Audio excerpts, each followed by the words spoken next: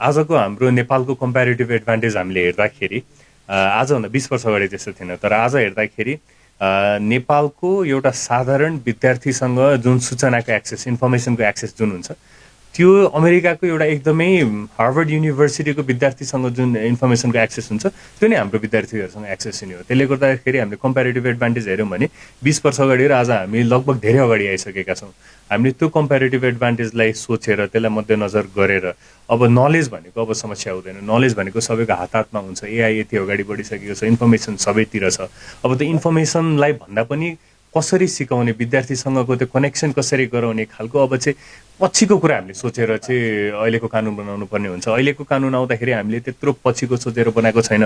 अहिलेको हल्का समस्याहरू जे छ त्यसलाई समाधान गर्दै अगाडि बढेको छ, तर 50 वर्षपछिको कुरा चाहिँ हामीले सोचेको छैनौँ। म विद्यार्थी हुँदाखेरि मैले एउटा पढेको कुरा मलाई याद छ, हेल्थ एन्ड पपुलेसन भन्ने सब्जेक्ट हो। त्यसमा चाहिँ 2001 को सेन्सस हामीलाई पढाउँथ्यो र नेपालको ठुलो समस्या के हो भन्दा पपुलेसन ग्रोथ भनेर पढाउँथ्यो हैन। अनि त्यसपछि पपुलेसन ग्रोथ 2 करोड 32 लाख नेपालको पपुलेसन छ। अबको 20 वर्षमा त यो पपुलेसन यति धेरै हुन्छ कि नेपाललाई सबैभन्दा कठिन त्यो हुन्छ भनेर हामीले पढाएको थियो। तर अहिले हेर्दा त त्यो समस्या नै छैन हैन।